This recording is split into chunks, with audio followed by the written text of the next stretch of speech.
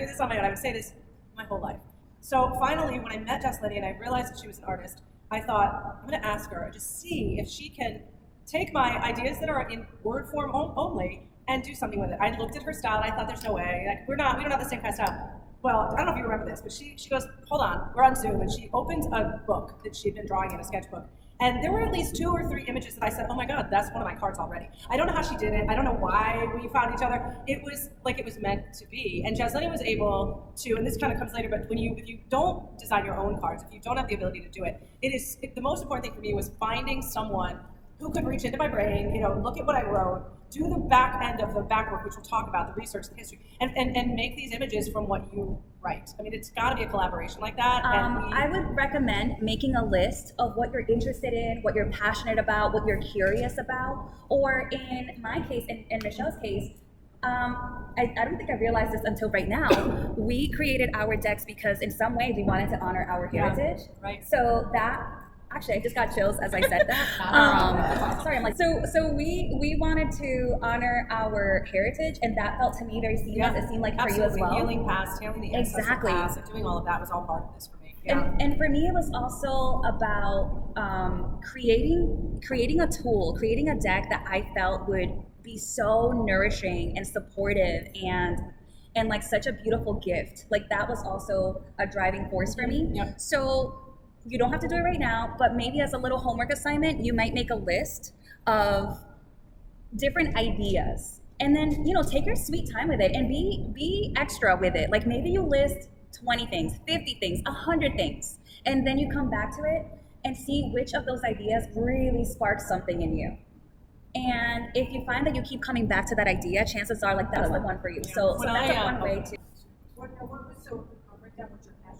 Yeah, so what you're passionate about, what you're curious about, what you're interested in. So just, these are different prompts that you might consider for coming up with a theme for what your Oracle deck might be. Now, Michelle, you mentioned earlier quickly that there's a difference between tarot decks and Oracle decks. And so just real quick, in case anybody's wondering, an Oracle deck is very free-flowing. Literally, whatever you make, whatever you want, it goes. You have any number of cards. You have 20 to 800, doesn't matter. Any number of cards, any size, any theme, anything. Oracle decks are very flexible and free-flowing. A tarot deck, however, follows a very specific structure, 78 cards with different systems, and they already have well-known associated meanings. So we're not going to talk about tarot decks today. But just know that the process is kind of the same, only with a lot of rules when it goes to creating the art and the book. Okay, and were you going to say something, Michelle? I was just thinking about you when you were saying don't worry about if it's out there.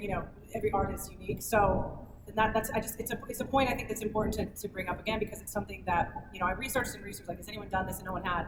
So that was great, but then I have another idea for another deck that I thought, surely this has been done. It hasn't. But I went to a conference where, like, you have your deck that inspired you. There's this one particular Oracle deck, Southern Gothic Oracle. It's so amazing. And that's what pushed me over the edge of doing it. I saw that, I told them, I love it. So the author of that deck happened to be doing a conference, so I went. And I was talking to her and telling her my idea for this other deck. And she's like, oh, come over here and meet this other published Oracle deck author, which I have, like all of this other lady's decks as well. She's working on the same theme, and she could visually see me deflate in front of her. I was like, oh. Like, you're Llewellyn. Llewellyn is a big publisher. I'm like, you're a Llewellyn, a published author. Oh my God. And I think I said to you, I'm not doing it. Never mind. Forget it. It's going to be done better. No, and they all said, no way, do it, because your take on that theme is going to be very different than mine. Don't even. And so my point was, they told me research, but don't overdo it. Yeah. Don't go crazy, because you're going to find it, and then it's going to make you not want to do your own project. So, Yeah. Thank you for sharing that. Know what's out there, but don't overwhelm yourself with it, because you got, like you said, your art is your art. It's unique. It's not going to be like anyone else's. Yeah, I think your visual, like, I did. I was like, oh, no, my face. She's like, you look so sad. And I said, because now I can't do it. And they were like, no, you can. Yeah, I mean, that feels very relatable. Yeah. That's probably gonna happen to some extent. Yeah. And also, how many millions of angel themed oracle decks That's what have I you was seen? gonna say. Like all of them. Right. So freaking many. So it doesn't matter. Right. This person's gonna like these type of angels. This person's gonna like that Yes. type of angel. Maybe they're talking about the same angels, but this deck has more pinks and this Your one has more font will yellows. be the font to draw somebody in. Exactly. And, you know what I mean? Yeah. So that's what I've learned a lot through this process too. I'm happy you emphasize that. Yeah. Okay, so then up next I have decide your process. Are you gonna do the artwork first? Or are you going to do the guidebook first? And I love this question because Michelle and I have my own deck, as you see, you were passing it around. Michelle has hers that's coming out in the spring. And we went about it completely different ways. I can't draw, so there was no way the art was going to come first. There was no art. So that's something to consider. And when Jasleni said she drew hers, I was like, what? It was not even a concept that I could relate to because it wasn't an option for me. You know? And it never occurred to me to do it your way, So to do the funny. writing first. Yeah. So I started off, as you know, creating all of the artwork. And actually, my process was a really zen, beautiful, frustrating, colorful, what the hell am I doing at times kind of process. There were so many times where I would go into my studio, I would set the mood, light the candles, you know, the whole thing, had my music playing, had my little tea, and I would sit with this piece of wood. So I chose to do all of my artwork on wood, but you can do canvas, paper, metal, scraps, like really, art is art. Like art is anything. Like you can make this whatever you want. You can do it digitally, whatever. So here I am with this blank piece of wood and all my paints laid out. And then I would ask the question. I would literally say out loud, okay, what do you want to be? What do you want this card to say? And so it was a practice of getting out of my own way. And I like to say, allowing spirit to tell me what it wanted to be, allowing the Caribbean woman, her essence, to tell me what that card wanted to be. And that was my process. I meditated with each card and I tried to the best of my ability to sort of translate what the messages that were coming in visual form. So then once I had all of the artwork done, I then went to write the book, and I got hit with this holy crap moment where I'm like, oh crap, I have to write this book. And it took me 20 years to call myself an artist, and now I have to figure out how to call myself a writer. Like that's a whole other identity that I don't feel prepared to step into. So I guess you can tell I'm a little bit of an overthinker.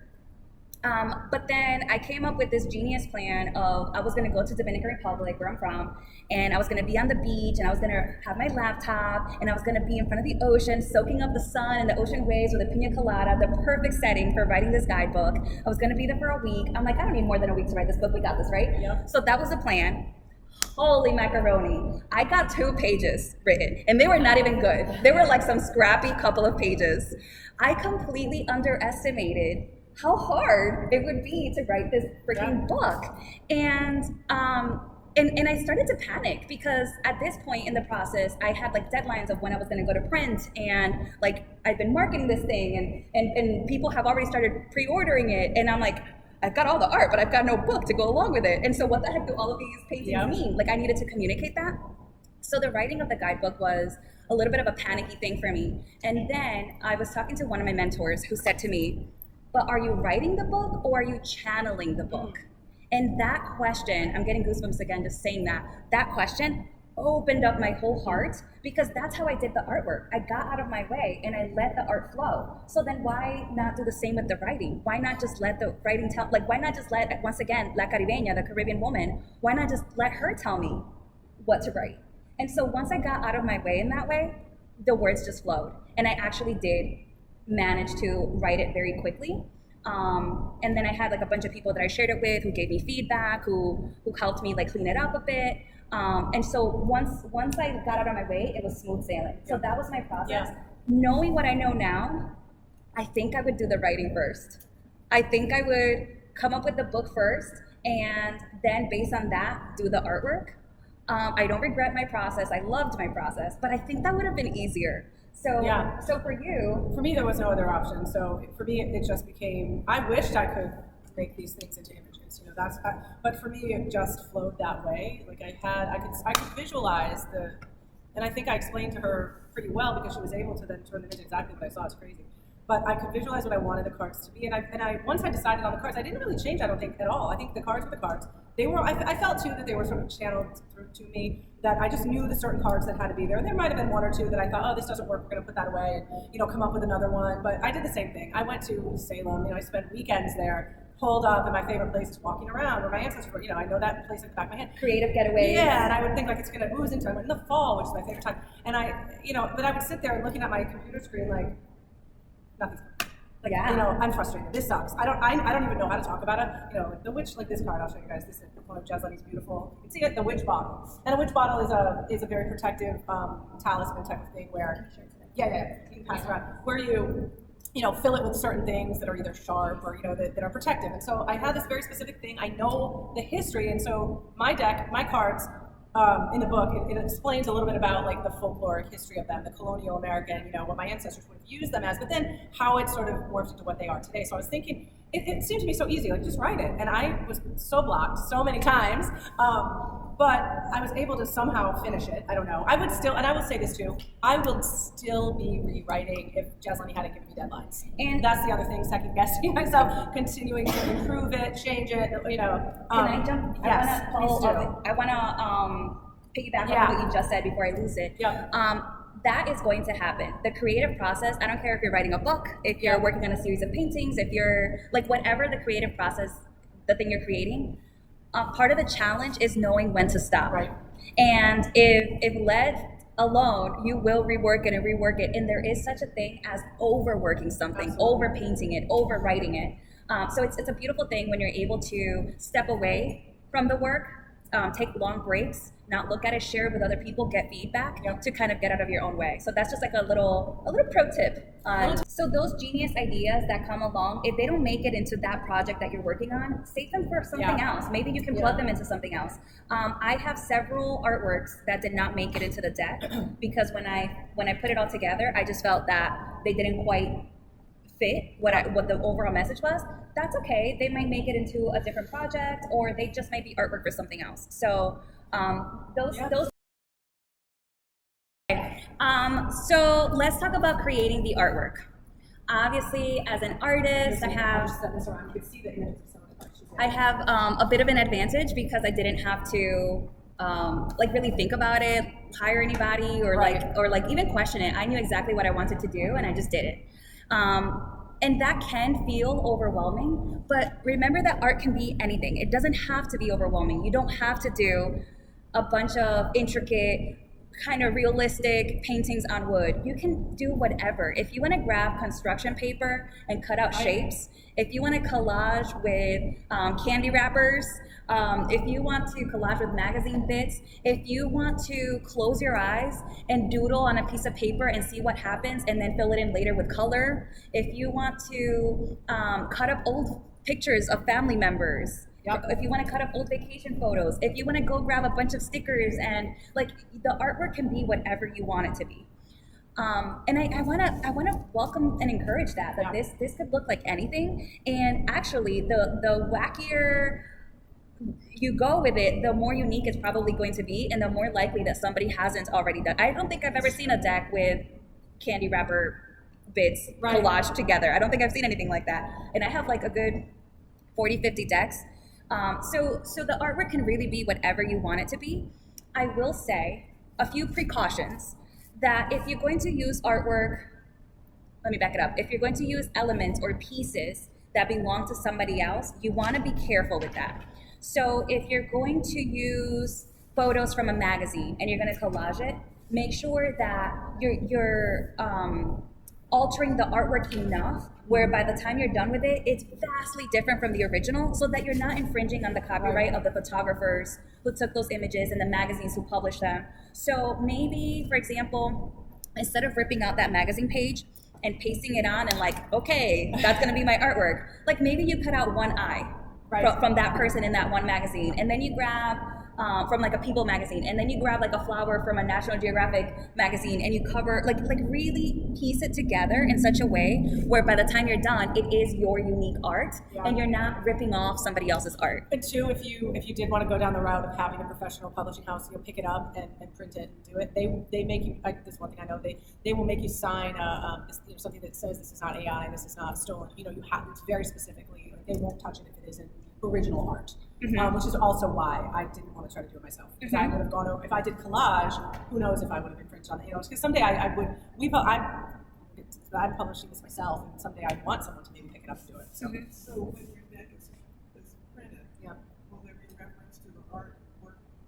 Yeah, oh yeah, in the guidebook, I wrote it that way. So Carmen, Reference to the book? Absolutely. So Carmen just asked a question. When Michelle's book is published, am I, as the illustrator, going to be referenced in the guidebook, in the deck? And so yes, whenever you collaborate with someone, you would include, actually in the very beginning of the guidebook, typically you would include all the people involved. So if you had an editor who edited your book, if you had a graphic designer who put it together, if you had an illustrator, if you have a special publisher, you would credit all the people involved in helping you make. If you had a photographer, that you get the gist. And on the cover, on the box, it says, the little Witchcrafts written by and illustrated by. Her name's right on the top of the book. I mean, on the cover. And that's a very common practice, that if, let's say, you're writing the Oracle guidebook and you're working with somebody else who's illustrating it, that the box would, and the cover would have both names. Yeah. So that's a very common practice. So one more thing I'll say about creating your own artwork is that if you are, if you're gonna do it yourself and you're gonna use something like Canva, for instance. Canva is a very popular platform. I'm not gonna, Canva, C-A-N-V-A, Canva.com. It's a very popular website because it has a bunch of graphic design templates and artwork and photos, and it makes it easy for anybody to get creative and create all kinds of digital products, flyers, booklets, all the things. And so I like Canva. I'm not gonna say I don't, but if you're gonna go that route, be careful, only because, and you have to read their very extensive terms and agreements. But anything, if I'm not mistaken, I haven't read this in like over a year. Anything you create in Canva belongs to Canva. Like, you can use it, but it's technically theirs. And any artwork that you use from there, let's say you borrow a picture of a flower, but then you make it your own by changing it up and changing the colors and adding this and adding that, like you create your own thing, it still belongs to Canva. People do it, but we want to practice like really good, ethical, safe, artistic habits where we have ownership over our work, especially if we're going to be pouring all of this creative energy. So even though Canva might be tempting because of how easy and affordable it is, it will only get you so far. I won't say don't do it, but like, don't do it.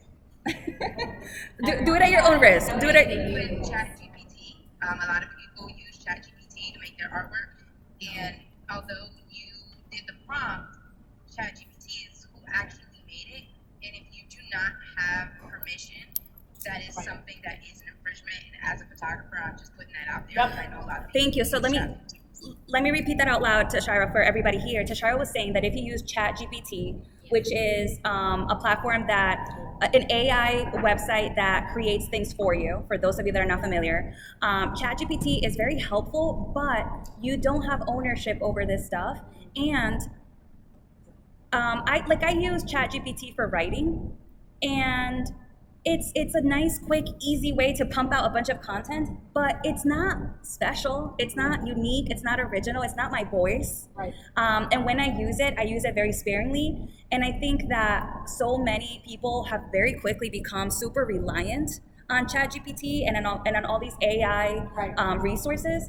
And I mean, as an artist, as a creative, that breaks my heart a little bit, because it's sucking the creativity out of the art. And you can tell. And it's also, I don't know, like, there's something to be said about artwork that you took the time and space and energy to create, to put your love into, versus artwork that you said, hey, computer, give me a picture of a sunflower, but like with one pink petal, for instance. And then in 1 second, less than 1 second, it slaps you with a picture of a sunflower. And I did that to, I did use it to try to do that, to show Jasleni at first. I don't know if I ever said any of these things, probably not, because I would say that, give me a pendulum, blah, blah, blah. And it never showed, it always has a weird, be careful, because it always has a weird thing that doesn't belong there. Like one of them was like, I said very simply, cat with this and this, and the cat had like 8 paws. It was very weird. You had to kind of look, it was hidden, and I'm like, what's that? It's buggy. It's weird, so don't, I wouldn't use it for that, but I did use it in this project, maybe, well, I don't know, once or twice when I was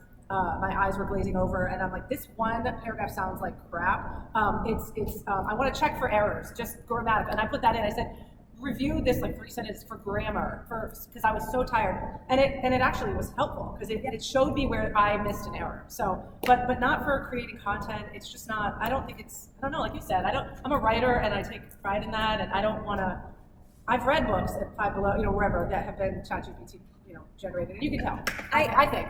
I mean, I definitely use ChatGPT. Yeah, it's a good tool for certain things. And I'm saying that because I want to be transparent, that it is a really helpful tool. It's a good tool for certain things, yep. But it doesn't, here's what I will say, it doesn't replace the magic of the human touch, right? No. Like at the end of the day, it's a robot. And as smart as it is, you're smarter than the robot, I promise. You're more creative, you're more talented. We created the robot. We created yes. robots, right? So that's what I'll say about that. Yep.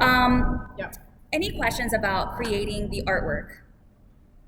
Anybody here feeling super overwhelmed at the thought of creating the artwork? All right, I'm getting some like, maybe not. What I would say is, if you are feeling like creating the artwork yourself is something you want to do, it's important to you, then go for it and play and have fun. Take the pressure off yourself and just have fun and experiment. If on the other hand, you're like, no way, I have a very specific vision, and I know that I'm not gonna, like Michelle knew what she wanted, and she also felt that in order to get what she wanted, it would be best to work with somebody who can help her bring it to life. That's totally an option, and I'm available, and honestly, I love this. I love this type of work. So anybody who wants to do an Oracle deck, at the end, tomorrow I'll send a recording of all this along with our contact info. I'll also send you information about working together if you want help creating your Oracle deck. That's an option, to work with somebody who can help you bring it to life. If you're gonna work with somebody, whether that's me or Joe Schmo, whoever you work with, you wanna make sure that you work with somebody who gets what you're going for, who sees your vision, who is passionate about what you're doing. Even if it's like Michelle's deck is her deck. It's a colonial New England deck. One of the cards is an illustration of cornbread. I would have never in a million years thought of this. And I feel like this is 100% Michelle's deck. However, I feel deeply invested in it. I feel connected to it. I feel excited about it. When she came to me with her ideas of what she wanted, there were times where I was like, I don't know. Like there was that one card with that fantastical creature that I can't remember the name of. Griffin? Is that what it's called? It was the something cat. Wampus cat. Wampus cat. There were times where Michelle had an idea, and as the illustrator, I would go to her and say, are we sure we want to do this? And so it's very collaborative. And so if you're going to work with somebody, have it be somebody who sees what you're trying to do and who is just as excited as you to make it happen. If you're not getting that energy, look for somebody else. Look for somebody who's going to really be in it with you. So that's my advice. And take a look at their work. Chances are that the artist that you're working with may be able to really accommodate your vision. The paintings that you see behind you, were very intentionally done, but I can create, I'm not going to say anything in the world, but I have a really wide range of what I can offer. And can I just whatever you want? I was going to say, you should show those, because I like the plain background. I really think I would, but it works. And I like the font you chose with headers. So can I tell you a fun thing about this font, Noreen? So the font in Michelle's Oracle deck is actually not a real font. This is my handwriting. One of the things that is a fun fact. Yeah. One of the things that Michelle wanted. Michelle, I've never seen anything. The reason you haven't seen it before. The reason you haven't seen it before is because it's special for Michelle. This is Michelle's font that I made for her. So Michelle had a very specific vision of what she wanted. She wanted the background to have that parchmenty kind of tea stained, coffee stained look. She wanted it to be old timey. She wanted that pen and ink, but she wanted a little bit of color, but she didn't want it to be too loud. She wanted it to be handwritten. She had very specific vision. Actually, we talked about doing black and white, and you showed me, and that's what I thought I wanted. I was like, it has to be looked like it was pen and ink drawn, and this is where the artist, you have to let them have their say, because Jasleni said, are you sure? And the way Jasleni does this is not, I think you should do this. Do you want to think about this? Are you sure that you don't want a little color? And I said, okay, why don't I show you one? And I think it was the Firefly one that you showed me first, this one. And I said, oh my God, that has to have color. Yes, of course, I want color. I would not have, because all the decks that I'm drawn to are very minimalist. You know, they're like this, ancient, antique, old, and pen and ink, drawn, and you know. But yeah, so I would never have thought color would So even. cool, Michelle. What's that? So she said it's so cool. Yeah, they are so. I'm telling you, I can't. You know, like the deck is 70% of the. Well, 50%. I don't know how much percentage is the artwork. It's a collaboration, It's crazy. and that's why it's so important that whoever you and like really, this is a magical creation. Like this is Michelle's, like a piece of her heart She reached in deck form. Like my deck is like a piece of me. It's totally different. You wouldn't know Totally the different. You would never. That's why. Right. You would never know. I will say that I believe in my heart that my superpower, my specific magic is exactly this. Yeah. It's helping people create the thing they want to create, whether it's starting your business, whether it's your branding for your business, whether it's your website, whether it's just redesigning the way you're living your life, like how you're approaching your day to day. My work, it's art and it's design, but it's also coaching and transformation. It's how do you want to express your magic? I feel that my magic is helping you express your magic. So it warms my heart to see you appreciate the difference between my Oracle deck and Michelle's Oracle deck, because yeah, that's I may not be good at, you know, a ton of things. I'm not good at math. Like there's things I'm definitely not good at, but if there's one thing that I'm good at is helping you bring your vision to life. And if that means bending in a super different direction than what you're maybe expecting from me, like I will surprise you. I promise. We will make this your vision. It's amazing. Okay, questions? I always want to check in to make sure I don't go too fast. Okay, so then let's pretend that you've already picked the theme for your Oracle deck. Let's pretend that you already have all of your artwork complete. Let's pretend you already wrote the guidebook. Now what? Now you have a bunch of artwork and some words, but that doesn't equal an Oracle deck. Like now you have to take all of these ingredients, all of these bits and pieces, and put them together. So that's where the designing comes in. At this point, if you're not a graphic designer yourself, so with the artwork, because art can be so loosey-goosey and expressive and whatever, I would say if you want to take a stab at the artwork, yes, do it. When it comes to the graphic design, I would recommend you hire a designer. When you say the graphic design, what do you mean? So font, style of the cover, or what? such a good question. So Noreen just asked, when you're talking about graphic design, what do we mean? Are we talking fonts, covers? We're talking everything. We're talking, so I'm kind of, I feel like I'm kind of a superstar. I'll just put it that way because so humble. I will say that I feel like again, this is my magic, because in addition to doing the artwork and the illustration, my first love is graphic design. So I'm someone who can take the artwork, scan it or photograph it, so that now those artworks are in the computer. Then we talk about the shape and the size of the cards. So formatting, creating, designing those cards. Are those cards gonna be, is the font gonna be something very feminine and curvy and you know, what's the personality of the font? Is it very serious? Is it very, like, even understanding the personality of a font. Understanding something, Michelle, we haven't really talked about this, but I brought it with me. Michelle's, okay, let me back it up a little bit. So let me back it up to the creating of the artwork. For one of the cards, the lone wolf, Michelle gave me the description, like the writing for the card, and then I created these sketches and had her choose like which sketch she wanted to go with, and I will just pass around like all the different sketches where, you know, I told Michelle, okay, Michelle, for the potions card. Yeah, go ahead. Michelle, for the potions card, here are the 3 ideas I'm thinking for how it should look. Which one do you like? And then Michelle picks, okay, let's go with idea number 2. And then I make it happen. Let me look for that card just so that you can see what I'm saying. Okay, can I actually have the potions back? Okay, so here's the sketches that I sent to Michelle. And then she chose the sketch that she chose. And then here's the artwork, the final artwork. Right? Yep. And then I take this artwork and I scan it into the computer and I edit it digitally.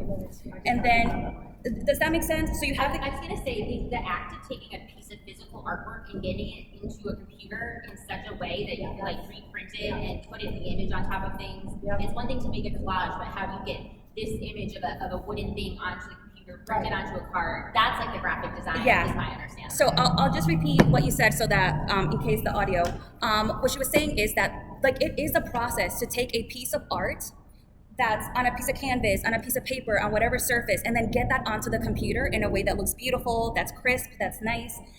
It involved a lot of editing. And again, that's where having a graphic designer comes in. So something that Michelle doesn't know is that I created a special background digitally, and then I colored in all of the cards with watercolor, but then on the computer, there were certain parts that I erased to clean them up, certain parts that I enhanced to make them brighter, certain parts that I dulled down to mute them, to make it moodier, certain parts that like this little leaf was touching the spoon, so I edited to move it down, and I made those edits digitally. So those are the little pieces that are gonna make all the difference in making each card feel really special. Again, this is why you wanna work with somebody who's gonna take the time to say, okay, I see the original artwork that we have here, but now because of the size and the shape of the card, certain adjustments need to be made to make sure that it looks really tight, that looks really cohesive, that looks really beautiful. So you don't just want to settle for the art however it landed. You want to edit it digitally to make sure that it comes together in a way that's really nice.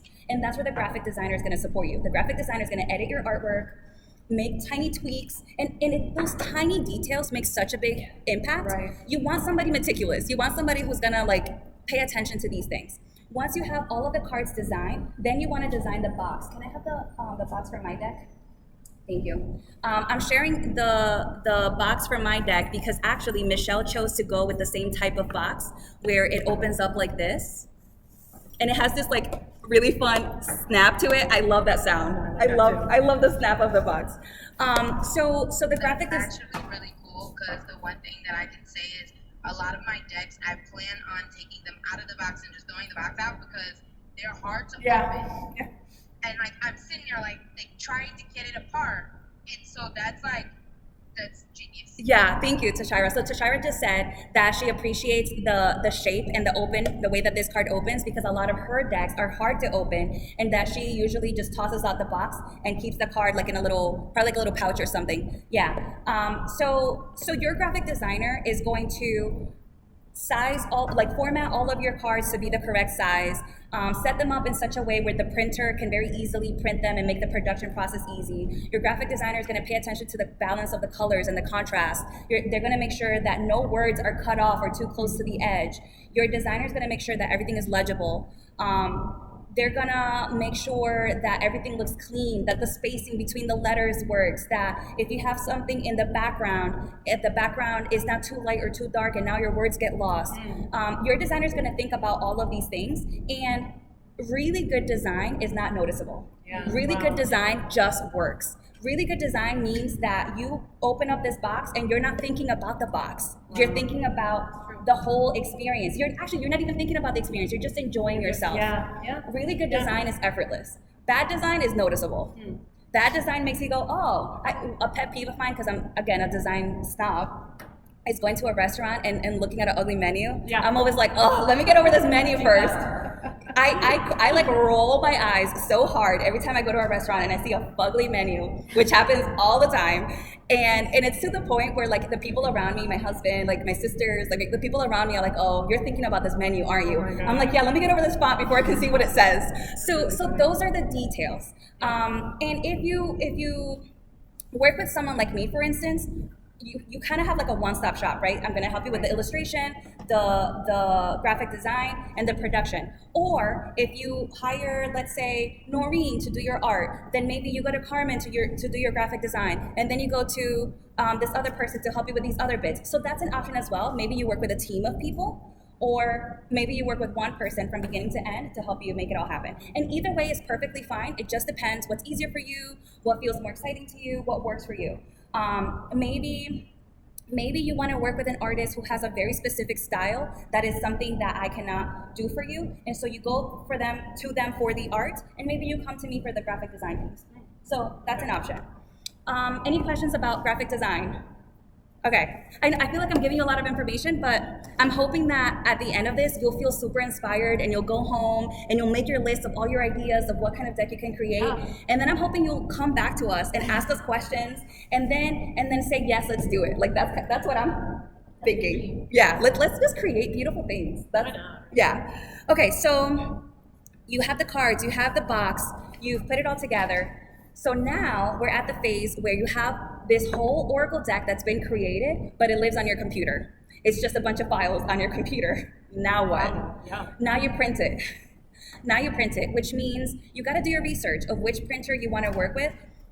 And actually, let me go backwards a little bit. Before you start designing anything, you you definitely want to know who your printer is going to be so that you know exactly what size you want everything to be.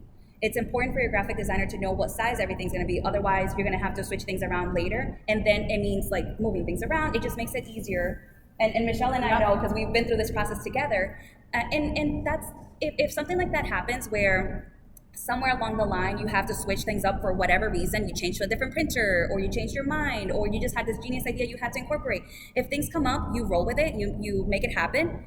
But it makes it easier for yourself when you have when you've already chosen who you're going to work with, which printer you're going to work with, what size is your card going to be, is your box going to be the kind of box that opens like this?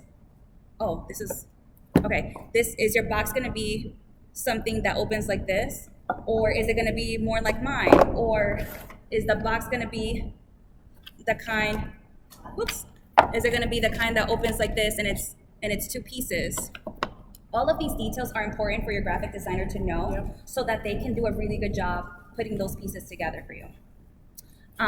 So once you have all of those files ready to go, then you send it to your printer. You wait an eternity for the printer to print it for you. And then you wait a second eternity for them to send it to you, to ship it to you. And then you have your Oracle deck. And we're laughing about the eternity because it can take a good 3-4 months for the printer to actually produce the cards and ship it to you. And if you are printing overseas, the shipping alone can take a good month. Yep. Or if you're working with a printer down the street and your neighbor runs it and they give you a good deal and you can just pick it up, like all of those things inform how you approach your marketing, how you sell it, how much you sell it for. So printing, it's not hard, right? Like the graphic designer will give you the files and probably even send it off for you. So you don't even have to get involved in the production process. But it is kind of a waiting game and you have to be really patient. And that's hard for me, for us. Yeah, very hard. So how much does it cost to print? Noreen asked, how much does it cost to print? And it really depends. I'm gonna give you a non-answer answer. The printing costs depend on so many things. For example, thickness of the cards, Everything. if they're glossy, Yep. if they're black and white, if they're colored. Yep. You want, your edges. The back to have holograms, yeah, the Yep. edges to be. can you hear what she just said? I'm gonna repeat what she just said. What's gonna inform your printing cost is going to be the thickness of your cards. If it's in color, thank you. If it's in color or black and white, if you have like metallic edges around the cards.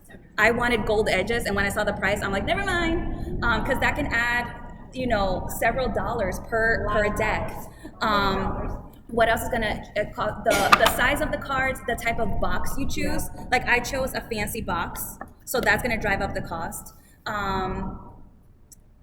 It's one of the big costs of producing a card. Actually, printing the deck is a huge part of the cost. To give you some kind of example of cost, I'll share with you more or less what I paid, but don't get attached to that number because if you order less, if you order more, if you go with black and white, if you go with a different size than I went, if you go with a fancy box or a simpler box, if you go with metallic inks, if you go with reflective inks, if you go with a satin finish versus a gloss, like all of that is gonna throw my numbers out of the way and it'll be something totally different. But I wanna say that I spent like $6,000 or $7,000 on printing. And I printed 1,000 decks. So that's like $7 per deck. Yeah, that's about what mine's gonna end up being. $7 per deck. But then you have to consider like shipping. And then once you have, so let's fast forward to you have your deck in your hand and now you wanna get it out to people. Are we ready to go there or do we have questions about printing and production? Okay, so let's say that you now have your decks in hand and people are like super excited, everybody wants a piece of you, they want us to hang out with you, they want your deck, you want to send it out to the world. There's other things to consider. You paid for shipping to receive your, let's say, 1,000 decks, and now you have to pay for shipping to get it out to Carmen, who lives in Connecticut, and Samantha, who lives in California, and Noreen, who lives in Canada, right? The shipping cost now for you to get it out to people, the packaging cost for you to put it in a box so that it's safe, so that it gets to its destination, and then the time that it takes for you to go to the post office. All of those things inform your cost. So when pricing what you're going to sell your deck for, that's something that you would consider. You're not just going to consider how much it costs for you to create it and print it and ship it to you. You also want to consider how much it is going to be for you to get it out to people. And then, like, ideally, you want to make some profit too. So maybe you add a few extra dollars for all of your hard work. Well, and if you are doing what I did, which is hiring someone to design it for you, that's a whole other expense. Like if you're not doing the artwork yourself, you have to put that in. I probably, realistically, won't make a profit on this deck. I could. I'm gonna pause you right there, Michelle. Like rewind back in time and unsay what you just said. Okay, forget I said that. Everybody, delete that from your mind. Let's just. I don't know. We hope I do, right? Michelle, don't do it again. We're gonna go back into time and pretend that Michelle did not say she won't profit from her deck, and instead we're gonna say that Michelle's deck is going to be so wildly successful that she's going to look back at today and remember when I said, I actually know a place you can film it. Thank you. And well, actually, what I meant though, what I was saying, I was going to finish my thought to say that I entered into this knowing or feeling that I'm going to use it as a marketing tool. Like that's what I mean. So I will profit from the deck in some ways, but really speaking, like I knew that it was. I had no delusions. Of this isn't going to be an expense. It's quite an expense for me because I didn't do the artwork. That said, it's always upfront cost for any sort of endeavor. The first but like you said, I am going to use this. However, I get 500 or 1,000. It's going to be a business card that I will use for the rest of my career. So that's that. There's a profit there, but realistically, like what I meant by that is I'm not going into it thinking it's going to make me a billionaire. You know what I mean? Like I'm doing this. No, but seriously, manifestation police over here. But I'm going to use it in other ways. Like there's a cost to doing this. And that's okay. I believe that your cards are going to be very profitable, and you're going to book out because of your card, and you're going to get speaking. That's how I'm using it. Because of your card, and so it will offset whatever you're doubting now. That's right. That's exactly right. I didn't hear any of that. So just to repeat what Tashira said, because I know sound is weird here. Tashira said that Michelle's deck is gonna sell. It's gonna lead to speaking engagements. I'm gonna throw in there that we're gonna see her on TED Talk. That's how I'm going to use it. So let me also acknowledge what I'm understanding here is that creating a project like this is an investment. It's an investment. It can cost a pretty penny, right? If you go with all the fancy options and you hire out every single part of it, it's going to be an investment, and it's going to take some time to see that money come back. But there's so many ways for you to see a return on your investment. We've already started pre-selling Michelle's Oracle deck, and when I put my Oracle deck on pre-order, I did it like at 7 p.m. that day. I put it on pre-order, and somebody ordered it like an hour later. I literally cried. This was like a year in the making. And it wasn't even a deck yet, right? It was like on pre-order. I was still waiting for the printing process. And I think in that first month, I made like $2,000 on pre-order sales. So my point is, it is an investment. It can be costly. I'm not gonna pretend that it's not. We're all about being transparent here. Exactly. And that can and I'm just gonna kind of emphasize what you said. That can feel like a little scary, and you might wonder, am I gonna see my money back? And what I just want to say to that is that the creation of the deck is just the first part of it. The second part is then you having the courage to put it out there and to let people know. And the Oracle deck is something that for anybody who's concerned about the investment, and like you hear $6,000 for printing, like that number can feel really scary. For anybody who's worried or thinking, can I afford this? Here's what I will say. If this is something that's in your heart, there's so many ways. But you don't have to do it that way. You don't have to do it that way, and you can go with whatever printer, and you can even buy a printer and print it at home and cut it out yourself and pack it up. Like that's an option. Sell it on Etsy. That's a very labor-intensive option, but it is an option. There's so many ways. If you can be as resourceful and as creative as you want, and I will even help you be scrappy with it if you want to go that route. If you tell me, Jasleni, I want to do this with you, but my intention is to print this at home and cut it up myself, I will set it up in such a way where it's easy for you to do that and demo how to do the first box yourself so that you can do that. So actually my first box, before I went to the printer, I printed it and like made it at home. Wow. So that I knew what it was gonna look like before I committed to this design. So don't tell me you can't do it, because I will be the first one to tell you can. Yes. Where did you advertise? On the website, Facebook? So Noreen asked, where did I advertise the deck? I recorded myself working on each of the paintings, which, by the way, I did not love doing that because Why did you look at that? I didn't love recording myself, and I recorded myself doing I your thought you artwork did, as yeah. well. So for me, painting is such a private experience, and when you record it and you know that there's like eyes, and they're not even like active eyes, these are like future internet eyes, but there's something about being in this really sacred creative space and having a camera in your face that for me took some getting used to. And there were so many times where I wanted to position the camera, so this is me painting, right? And I wanted to position the camera right here so that I could do a time lapse of beginning to end of creating the work, and the camera was in my way, or times where I wanted, like the lighting was really good, so I wanted to put the camera over here so that you can see me and the entire piece painting, and I thought that'd be like a really romantic shot, but then my hair was doing weird things, so now I'm self-conscious about my hair when all I really wanted to do was to paint this. Or times where like I'm wearing my ugly PJs, but I want to be cute because this is on Insta. So recording it came with, like, you know, I had to work through some insecurities. Again, transparency. I had to get over myself.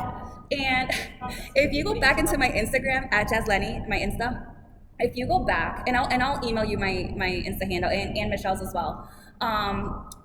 If you go back to my early videos, I look super cute, and then the further you go, the uglier I look. Like the crazy. Well, I don't mean that in a making fun of myself kind of way. I just mean that at some point I had to. effort into. At some point, I had to get out of my own way. And am I going to spend 20 minutes on my makeup, or am I going to get to do this and paint? Right. Yeah. So, Noreen, to answer your question of where did I advertise it, I created videos, tons of videos of me creating the deck. And I challenged myself, and it was a challenge for me because this is not my norm. There was a period of time, I think I did this for 3 months, where I posted a video every single day for 3 months. And on Instagram and on Facebook. And then I like played with TikTok for a little bit, but then again, I had to pick, you have to pick like how much energy you're gonna put into this. So I created those videos for about 3 months, and I put my whole heart into it. Huge learning curve, right? Like the beginning of anything is clunky. At the beginning, it took me a long time to make the videos. I had to really familiarize myself with all the new things that Instagram was offering. So like that was a little bit of a process. So one of the things that we're gonna do for your Oracle deck, I have all these video clips of me working on your artwork, and I'm gonna show you how I made the video so that you can use those materials however you want to use them. So that's something that if you work with me, I will record myself creating your artwork so that you have all of this content. And then what I would recommend is that you also do videos with your own art, with the artwork, and talk about like what inspired that card for you. So there's so many ways. People watch that? People love watching. Noreen asked, do people watch this? People love seeing the behind the scenes. They love seeing the creative process. They love feeling a part of it. In addition to social media, I also did a lot of emails. So anybody who signs up for my mailing list, I would send them emails of behind the scenes of the works. And when I designed the box, this is actually, I think you will all enjoy this. When I designed the box for my Oracle deck, my design was something completely different. It wasn't this artwork. I didn't choose this painting. I had a completely different design. And then just for ha-has, I created this design. And I sent out an email. I knew that my box was the other box. Ooh, we got somebody else. Marketing and promoting your Oracle deck. So I created this box that I knew in my heart was gonna be the box. I loved it. It had like the peacock in the front. It was like really pink and loud. And then just for ha-has, just to have content and just for marketing purposes, I created this design. And then I sent out an email to all of my people. And I said, hey, help me choose which box you love the best. And it's like when you ask questions of like, oh, vote for your favorite. And I did a lot of vote for your favorite. Do you love this image or this image? I did some of that. Whenever you give people options, it's exciting, they get involved, they get engaged, and it's super used for feedback for the creator. So I sent out a vote for your favorite. Nobody voted for my design. Everybody voted for this design. I mean, no, like everyone and their mother voted for this design. So Is it because it's so unique? I didn't even ask because the feedback was so overwhelming that this was the choice. I'd love to see the other one. I'll send it in the email. The feedback was so overwhelming that this was the one that I was like, That's it. That's the one. Wow. Okay, You so weren't expecting that. I was not, like, I really wasn't. And at the time, if I'm being honest, at the time I was asking that question, but I didn't mean it. Like, I was asking the question because I wanted to engage and bring people in. So funny. But behind the scenes, between me and you, like I didn't, like, I knew what I wanted. But no, it was like literally crickets. Like, nobody had anything to say about that design, and everybody liked this one. So that was the one. And so that's how I marketed the deck. I set up, I have a website, I have my own website. And that's something that I can help you with. If you want to do this, but you don't have a website, we can talk. So I have my website where I let the world know, okay, it's available for pre-order. And that was really scary. And Michelle is going through that right now. Yes. We just put her deck available for pre-order. You know I'm going to send you that link so you can check it out. But that was really scary because it was like no longer an idea. This was now a for real thing. Yeah. And I was letting people, and it was a for real thing. And at the same time, these were still just files on a computer that were sent to a printer somewhere. It wasn't even a physical product yet. So even explaining to my parents, like I told my parents that it was available for pre-order, they're not very tech savvy. And they were like, what do you mean? Like, I can see it? I'm like, no, but like, you know, people are buying it on the internet, Mom, and it's, you know, it's coming. So I did a lot of videos, I sent a lot of emails, and I prayed. Yeah. And I had nervous moments, and I did it anyways. And that was my marketing. It was putting myself out there, being really uncomfortable. Uncomfortable because I was on camera, and I was telling the world, hey, I made this thing that's a piece of my heart, and now I want you to buy it, please and thank you. Like that. Please don't reject me. Yeah. Please don't hate it, right? Don't tell me if you do. I definitely tend to be somebody who is super duper honest. So yeah, if you go back far enough, you might find a video that says something like, hey, can you pre-order this so my mom doesn't think I'm a starving artist? Yeah. Like, I have videos where, or even like for this show, I admitted, I did a video where I said, I'm kind of scared that nobody's gonna come to this art exhibit and it's gonna feel like nobody came to my birthday party. Like, I had that fear. Yeah. So I tend to, my marketing is all about saying exactly how I feel and putting it out there. And I have found that the videos where my hair is the craziest and I have no makeup and I'm the most honest, those are the videos where people tend to really connect and comment a ton. And those are the videos where people respond and say, hey, I just pre-ordered it. And like, that's, Oh my gosh, Like, I got hugs for your heart. Yeah. So when you're not trying to like super impress that. Right. as a recovering perfectionist, this is for real. Like, Yeah. People respond to I get it. authenticity. yeah, people do respond to authenticity, but as a recovering perfectionist, being really authentic means being really vulnerable and being like open, and that's scary. Yeah. That can be really Since it's scary. 3:28 so and it's I'm time. anybody who has any questions about creating your own Oracle deck, maybe you are curious about what would it look like for us to work together. Maybe think yeah, any questions about what it's like working with me, you can contact Michelle and get, you know, the inside scoop privately. How much time would you say you'll be involved? How much time does it take to create a deck? I mean, like to do the deck. Yeah. And to contract out. So Carmen just asked me how much time will it realistically take for us together to work on creating your Oracle deck? That will depend greatly on so many things. Do you already have your guidebook written? Did you already go through the editing? Do you have everything really polished and you're giving it to me so that I can just focus on the artwork? All of that is going to inform the time. But at the bare minimum, I would say 2 months if you have it super polished and put together. If you don't, and we're really starting from scratch and I'm helping you develop even the concept for what the deck is, it can be several months. And then don't forget that once you and I are done creating, the printer takes a good 3 months for it to print. So when it's all said and done, it wouldn't be crazy to say 6 months to even a year. Absolutely. But that, I want you to not get too alarmed by those numbers, because for the people who do have it like pretty buttoned up and they know exactly what they want and they're really organized and whatever, we could knock this out. And if your artwork, if you're looking for something like really simple and it's not as time consuming, we could knock that right out. And if you want something really elaborate, well then just make yourself comfortable and we'll become besties, and very slowly, one step at a time, make it exactly what you want it to be.